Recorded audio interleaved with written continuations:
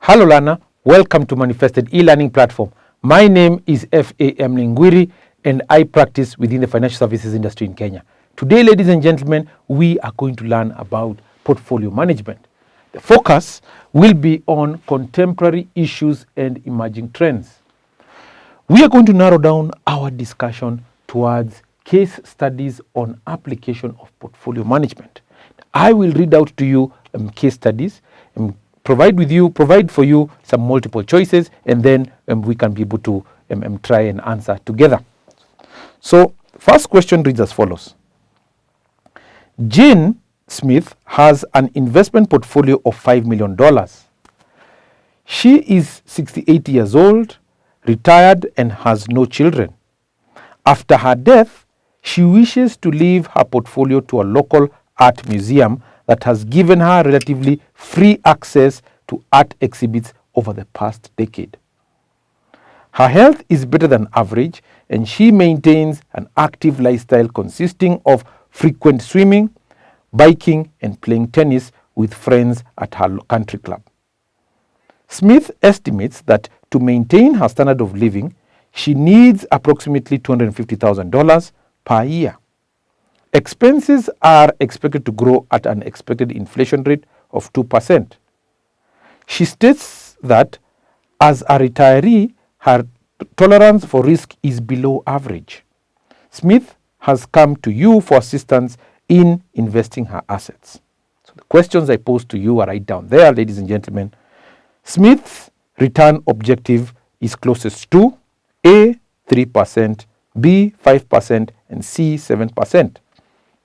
Number 2, Smith's ability to take risk is most appropriately characterized as A, below average, B, average, C, significantly above average. Number 3, in terms of Smith's time horizon and liquidity constraints, Smith most likely has A, active investment strategy, B, risk-controlled active investment strategy, C, enhanced index strategy. So, ladies and gentlemen, we start by solving part A. And you can see there I have actually summarized to you on the screen. Smith states that she needs $250,000 annually to maintain her standard of living. This amount of annual expenditure represents what proportion? The proportion is 5%. How do we get the 5%? We get $250,000, which maintains her living standards, and we divide by the $5 million, which is part of the investment of her investment portfolio. Accounting for expected increase in expenses at the anticipated level of inflation indicates a return objective of 7%. How do we get 7%? We get the 5% as indicated as the annual expenditure amount, which is 5% of the total portfolio value, and then we adjust that for expected inflation, which amounts to 2%. So adding them up together, 5% plus 2% gives us 7%. So in this case, our option that we are going to select is option C, which gives us 7%. Part 2, we're being asked, Smith's ability to take risk is most appropriately characterized as. So we are saying that although her stated willingness to take risk is below average, the size of her portfolio, her good health, and relatively long time horizon indicate an ability to take average risk. But as a retiree, ladies and gentlemen, sensitivity to substantial declines in portfolio value is probably a concern.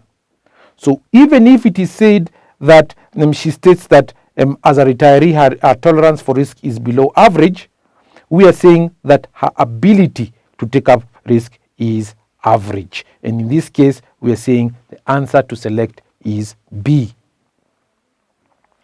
The third question is saying, in terms of Smith's time horizon and liquidity constraint, Smith most likely has, we are saying that Barring any unexpected health-related costs, in terms of going to hospital and the rest, the inflation-adjusted income needed will probably not change dramatically. Smith's concern for liquidity primarily relates to unusual cash flows. For example, healthcare costs, emergency spending, and so forth. That might take place during her retirement years, and hence she has no significant liquidity constraints at the moment. Smith has essentially a long-term time horizon for her portfolio until the end of her life, which could be another 20 or so years. So in this case, we select option C, a long-term time horizon and no significant liquidity constraints. So ladies and gentlemen, we can move forward to the next question. The next question is on your screen and it reads as follows.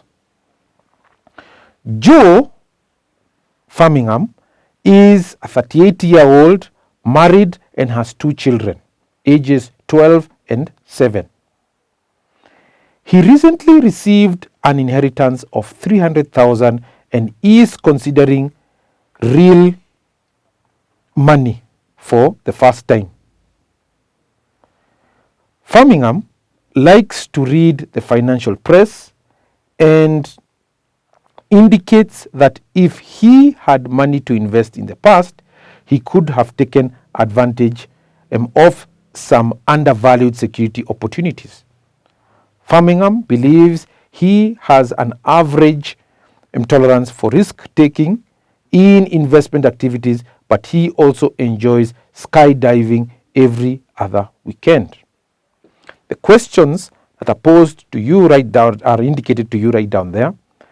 Firmingham's ability to take risk is most appropriately characterized as A, below average, B, above average, B, average, and C, above average. The next question is asking the most appropriate investment strategy for Firmingham to take advantage of his stated propensity for finding undervalued investment is A, active investment strategy, B, risk control active investment strategy, and C, enhanced index strategy. Firmingham, so the next question over there, or in trying to answer that question right there for you guys, we are saying that in Joe's case, the first question is asking Firmingham's ability to take risk is most appropriately characterized as, we can say or we can see from the question that Firmingham appears to have the ability and willingness to take risk. He frequently enjoys risk-seeking activities such as skydiving. His relatively young age indicates a somewhat long time horizon for his investment portfolio.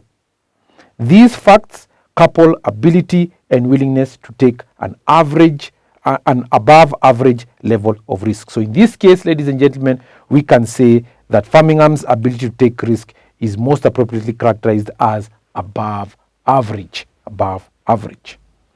The next question posed was the most appropriate investment strategy for Firmingham to take advantage of his stated propensity for finding undervalued investments is, we are saying that Firmingham indicates from the question that he follows the financial press, and has spotted what he considered to be undervalued securities. This activity indicates that Firmingham pays attention to security valuation issues and that he probably will do so in the future. His portfolio, therefore, should follow an active investment strategy. And in this case, that is option A. So, ladies and gentlemen, this brings us to the end of case studies on application of portfolio management. If there are other case studies that you would be able to present through the portal or the comment section right there on Manifested Publishers website, please feel free to post them on the comment section of the Manifested Publishers website and we will be glad to answer them. Thank you for being with Manifested Publishers, and God bless you.